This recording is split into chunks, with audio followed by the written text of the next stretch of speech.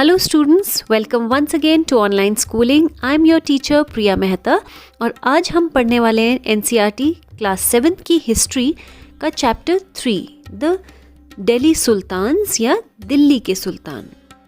अब आप जो बुक सामने देख रहे हैं वो इंग्लिश मीडियम की है, लेकिन इंग्लिश और हिंदी मीडियम की बुक्स में कोई भी डिफरेंस नहीं है। The story line which I am going to tell you, जो एक कहानी की तरह जो मैं आपको बताने वाली हूँ, वो हिंदी इंग्लिश दोनों में ही सेम रहेगा।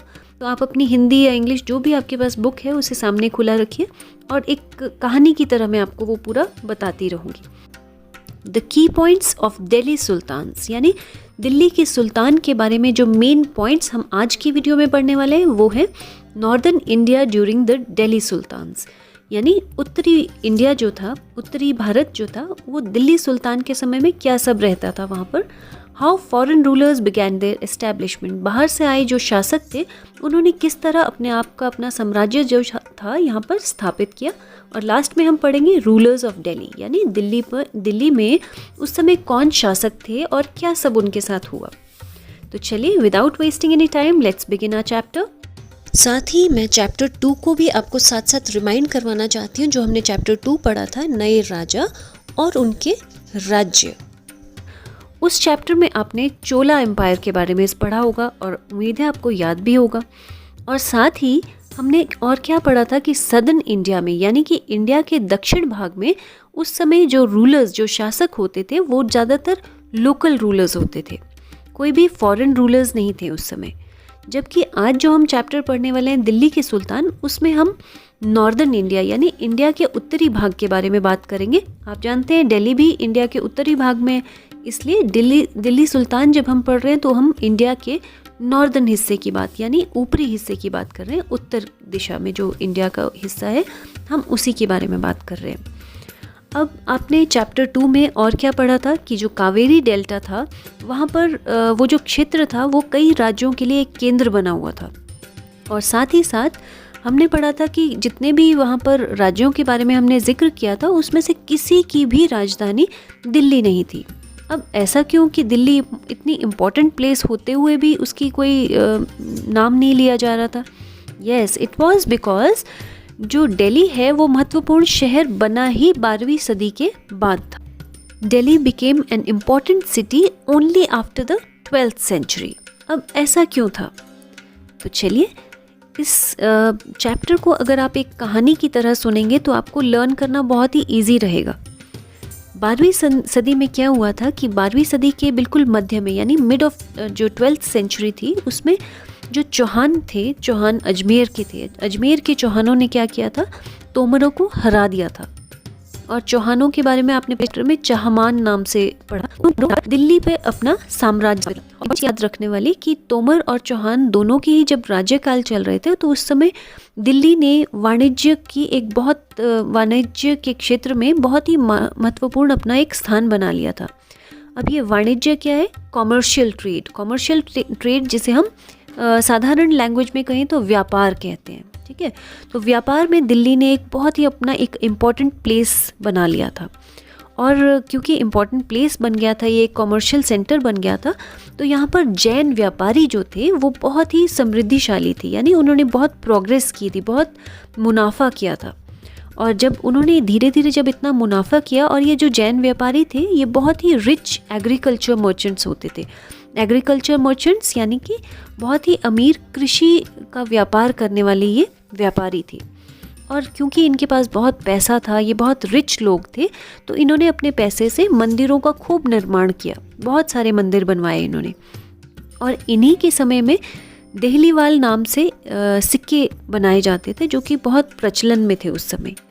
अब 13th सेंचुरी जैसे शुरू हुई तो उसमें क्या हुआ कि जो दिल्ली की सल्तनत थी उन्होंने अपनी पूरी तरह से स्थापना कर ली थी दिल्ली में। उन्होंने पूरा अपना साम्राज्य बना लिया था दिल्ली में, जिसकी वजह से दिल्ली एक इम्पॉर्टेंट सिटी के रूप में उभरने लगी। दिल्ली को उन्होंने एक इस तरह की राजधानी बना लिया जिसका नियंत्रण जो था वो उपमहाद्वीप के बहुत बड़े क्षेत्र में फैलने लगा।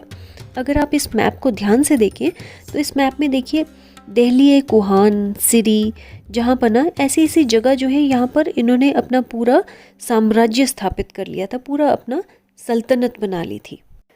अब देखिए, अभी तक की कहानी में इतना तो क्लियर हो गया है कि जब से दिल्ली सल्तनत आई थी तब से दिल्ली पूरी तरह से ट्रांसफॉर्म हो गया था। यानी दिल्ली सल्तनत के आने के बाद दिल्ली पूरी तरह से बदलने लगा था। वहाँ पर बहुत ही जैसे हमने पीछे देखा था कि वाणिज्य के क्षेत्र में दिल्ली ने बहुत एक अपना स्थान बना लिया था, यानी कमर्शियल सेंटर बन गया था। वहाँ पर खूब मंदिरों का निर्माण होने लगा था और इस तरह से बहुत कुछ दिल्ली में होने लगा था। वो एक तरह से राजधानी के रूप में उभरने लगी थी।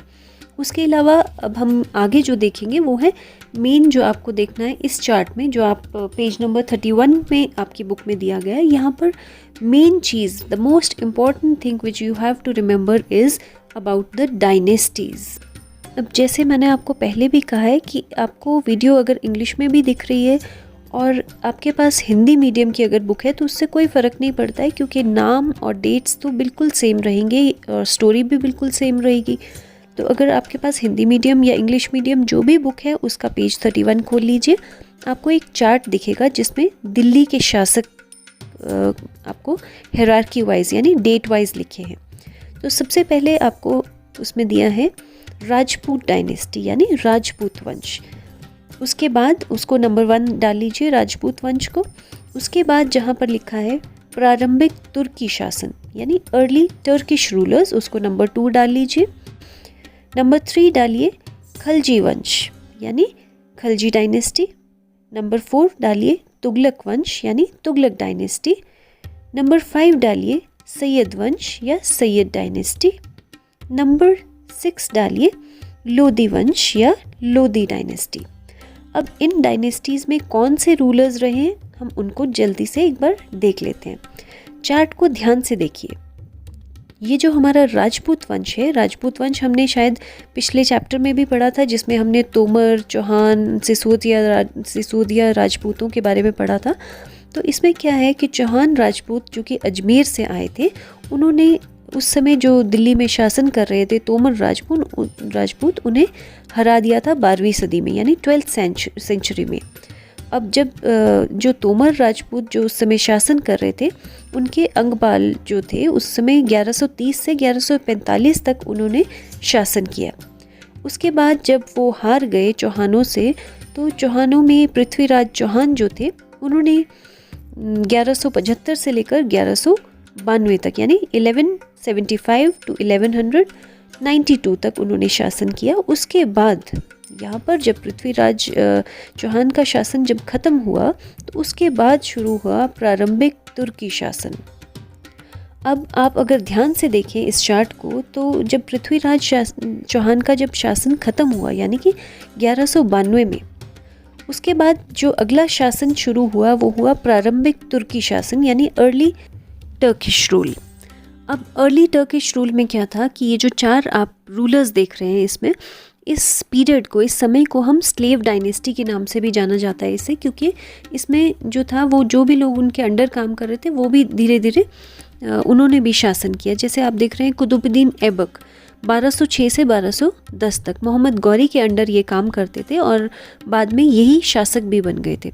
और कुतुबुद्दीन ऐबक के बारे में एक बहुत इम्पॉर्टेंट जो क्वेश्चन आपको पता होना चाहिए वो ये है कि इन्होंने ही कुतुब मीनार भी बनाया था, जो कि बहुत इम्पॉर्टेंट एक हिस्ट्री में हमेशा ही एक क्वेश्चन आता है, who had built Qutub Minar. तो कुतुबुद्दीन ऐबक ही थे वो जिन्होंने कुतुब मीनार की भी स्थापना की थी।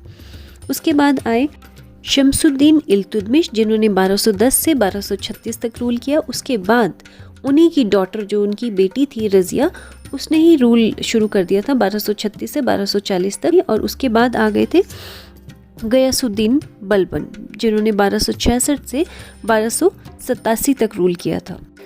इन्हीं के साथ ख़त्म हुई हमारी स्लेव डायनेस्टी और इसके बाद आ गई थी खिलजी डायनेस्टी, जिसमें 2 रूलर्स थे। पहले जलालुद्दीन खिलजी, जिन्होंने 1290 से 1296 तक रूल किया। उसके बाद अलाउद्दीन खिलजी, जिन्होंने 1296 से 1316 तक रूल किया। इसके बाद आई हमारी तुगलक वंश या तुगलक डायनेस्टी, जो कि 1320 से 1414 तक चली, जिसमें 3 मेन रूलर्स थे, गयासुद्दीन तुगलक, मोहम्मद तुगलक और फिरोज शाह तुगलक, जिनका आप शासनकाल साथ ही साथ उनका डेट्स भी देख सकते हैं। उसके बाद आई हमारी सैयद वंश या सैयद डायनेस्टी, जिसमें खिज़ खान 1414 से 1921 तक उन्होंने रूल किया, जिसके बाद लोदी वंश ने टेक ओवर कर लिया था, जिसमें बहलोल लोदी ने शासन किया था 1451 से 1489 तक। अब बहलोल लोदी के बाद बाबर आए, बाबर के साथ मुग़ल एम्पायर स्टार्ट हुआ, तो ये सब हम आगे पढ़ने वाले हैं। आज की वीडियो में हम इतना ही पार्ट कवर करेंगे सो दैट आप इस चार्ट को अच्छे से लर्न कर सकें। तो चलिए अगले पार्ट के लिए नेक्स्ट वीडियो देखना बिल्कुल मत भूलिए। तब तक के लिए take care, bye bye, stay home, stay safe.